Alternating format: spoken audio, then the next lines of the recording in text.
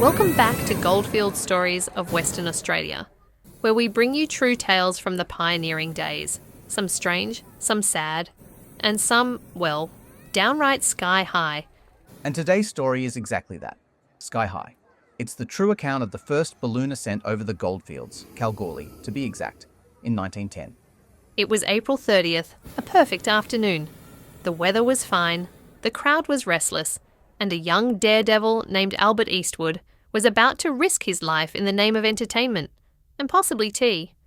Yeah, this whole spectacle was sponsored by a soft drink company, OT Chili, and people could get in for free just by bringing an empty bottle or a tea packet. Can you imagine? Our Albert was only 22 then, already famous for flinging himself from giant balloons thousands of feet above the earth. Born in Queensland and raised in a Brisbane orphanage, he joined the Beebe Balloon Company at just 16, determined to see the world. And see it he did. He performed across Australia and New Zealand, even toured to Java and India alongside a colourful bunch, like Vincent Beebe, the pistol-waving American ringleader, and skyjumpers like the Spaniard Christopher Seppi and the great Austrian Zan Rinaldo. In Kalgoorlie that day, Albert was the main event. The balloon was inflated on the recreation ground, while a crowd of hundreds gathered. Non-paying spectators took up their positions on the Maritana Railway Bridge. Everyone wanted a look.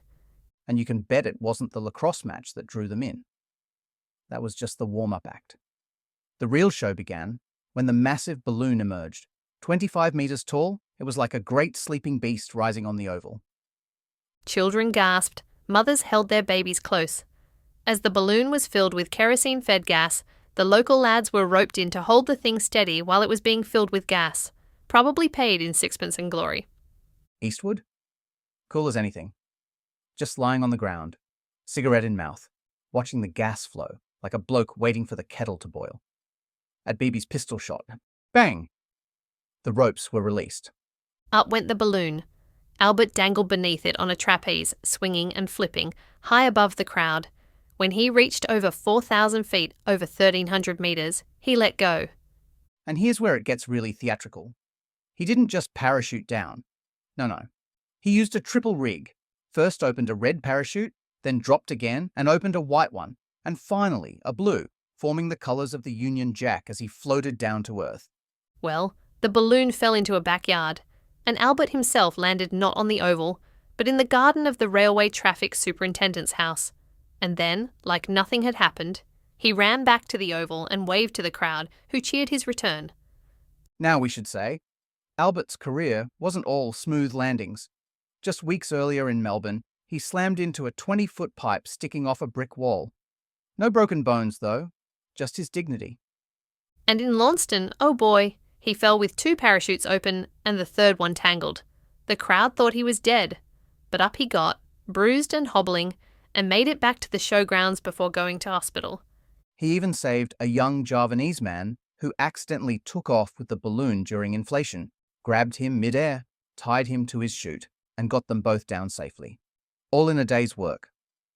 After the war broke out, Albert joined the Canterbury Mounted Rifles in New Zealand and served in Gallipoli, Egypt and Europe. After returning in 1919, he became one of the first people to parachute from a plane in Australasia. It was even more dangerous. He'd have to walk out onto the wing while the plane was flying, balanced there with the wind tearing at him. Then jump, often with those same dodgy parachutes. He survived all of it. He also made a living by doing odd jobs, training and racing greyhounds. He moved house a lot, never married, never had kids and died alone in Brisbane in 1961 at age 74. Which, frankly, may have been his most amazing feat based on his daredevil lifestyle.